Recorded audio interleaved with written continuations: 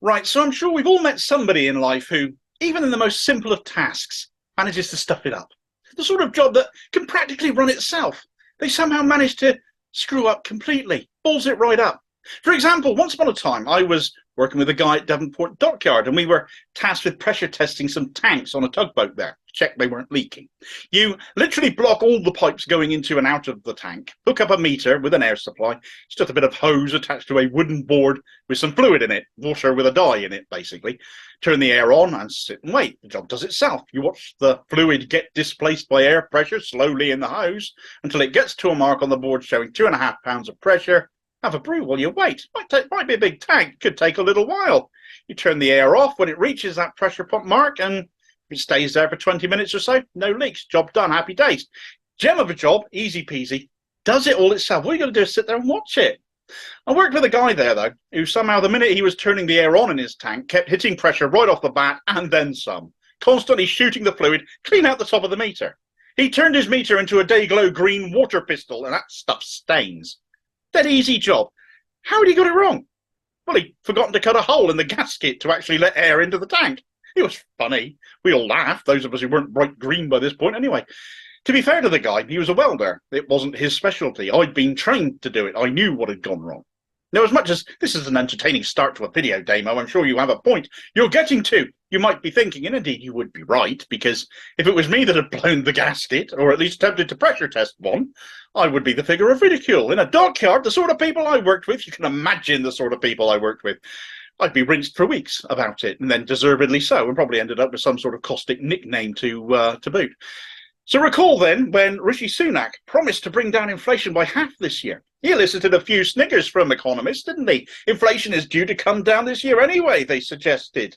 Sunak has promised something that will happen anyway. Yet somehow Sunak has managed to defy even their low expectations and is screwing this up too.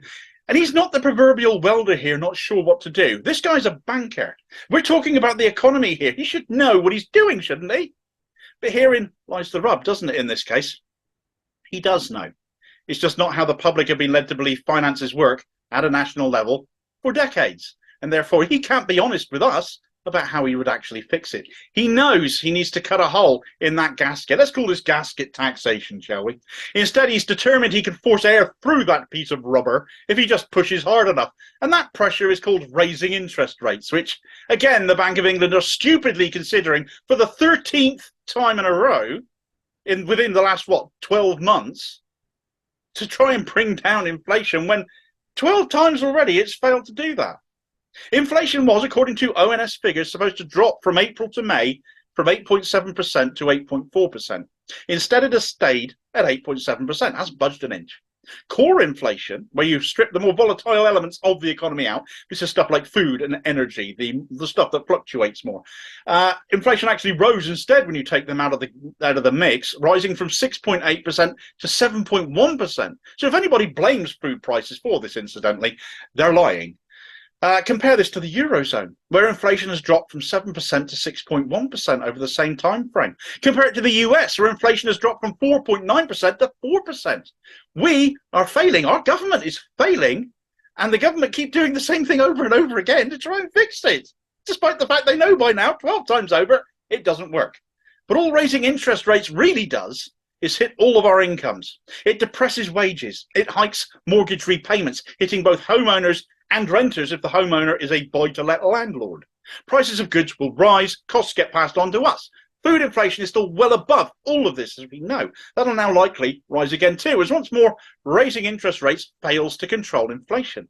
Now, some argue this should cause prices to fall, but that requires an incentive towards those selling the goods. For example, diesel prices recently dropped quite hard across the country, didn't they? My local Tesco dropped its prices to 139 pence per litre. All the other petrol stations did likewise in my town as well, so it's exciting stuff. Everything's starting to cost a little bit less here. The diesel's cheaper, except for Sainsbury, that was. They kept theirs at 149 pence per litre, and they refused to drop them at all. The net result was that yesterday, all the other petrol stations put their prices back up again by 10 pence a litre. All this does is effectively tax those of us at the lower end of the income scale more by putting interest rates up. Costs us all more, picks our pockets, but we aren't the ones with all the money. You can't keep asking for more blood from a stone when we've got sod all left to give. There's no more you can take from us. Inflation in this country has soared due to mainly to two things, but there are a few other mitigating issues as well, I think. But the two main factors were the pandemic and Brexit. The Brexit came first. We voted for it. Okay, fine. But we also expected the government to have an idea of what they were actually doing, and it quickly became apparent that they didn't. Cameron ran away as soon as the vote came in. He ballsed it up, already having hacked up ordinary people's incomes through austerity. If you've been watching the COVID inquiry this week, you'll have seen just how tin-eared and hard-headed both he and his smarmy then-Chancellor George Osborne have been in the face of accusations that austerity hurt the health service. Well, they hurt the economy completely. I dare say they sleep well at night in their little bowls of denial, but it doesn't mean they're right, and they absolutely do have blood on their hands from that. And they absolutely hurt our spending power as well. Wages depressed, benefits were frozen for years on end as they oversaw. They laid the groundwork for the economic disaster to come. Brexit, whether you agree with it or not, whether you voted for it or not, I voted Remain. I accepted the result, though. It's not been handled anything like competently. On that, we should all be in agreement. Theresa May followed Cameron, and her own arrogance lost her majority and stymied the entire process for years as her own party ate itself over what Brexit should look like, because nobody ever thought it through before calling the referendum Cameron's fault again. Then came Johnson with all of his lies about Brexit being ever ready and good to go, and he had the plan to fix it all, and he absolutely didn't, and it absolutely wasn't. And before people start bashing me as a Ramoner, if I was wrong, EU inflation wouldn't be lower than ours, and falling nearly a full percentage point over the same month, ours has stagnated. Would it? Please try and be a bit realistic at this point. We put up barriers between ourselves and the EU that have increased costs. So what are they doing today in Parliament? Debating scrapping more of the EU legislation we walked away from. Rees-Mogg's bonfire of EU regulations, his wet dream, this time binning more environmental regulations. My goodness, our waterways are already full of poop. How much worse can they possibly make things there? But it does just show they're ignoring this issue on all manner of fronts. Life in Britain has become more expensive thanks to their mishandling of this issue. And the other main issue is the pandemic, of course. Vast sums of money printed to pay for it, vast sums of public money, our money, lost, however, via crony contracts where the money seems to have disappeared down offshore bank account-sized rabbit holes for nothing useful in return. And they printed all of this cash, all while the economy was shrinking due to the impact of the various lockdowns that had on the economy. Absolutely necessary, of course. Lives needed to be saved. More important than the economy, unless you're a Tory who would rather see the bodies pile high up in their thousands if it means saving the economy.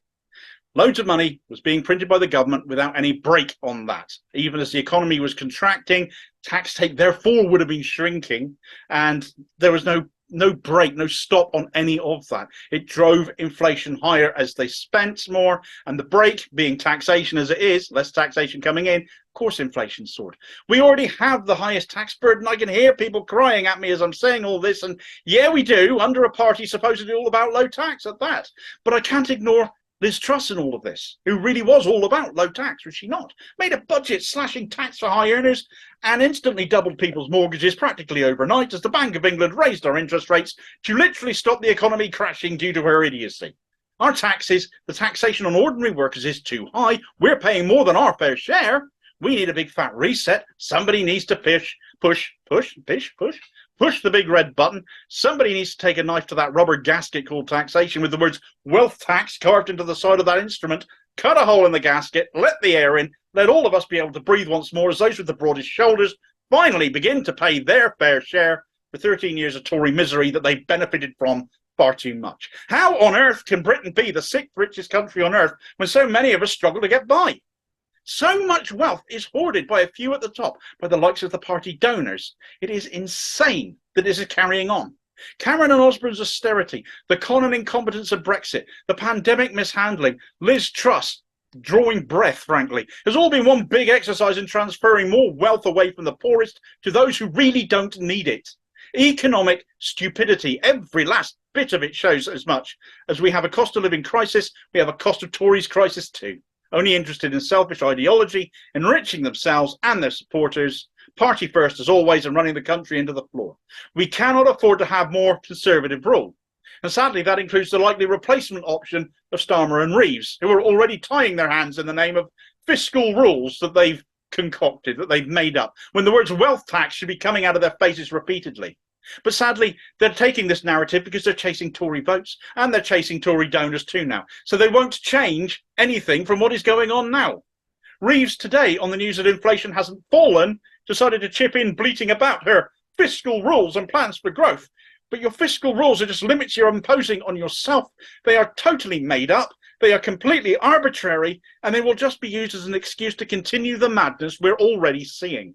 It's looking pretty hopeless right now when both main parties vying for power are ignoring the obvious solution to reset the economy and end runaway, uncontrollable inflation by taking money from the only people with it anymore, along with imposing that wealth tax to offset the waste and the red tape with the EU regarding trade too, because that's an elephant in the room that also needs addressing to fix inflation as well.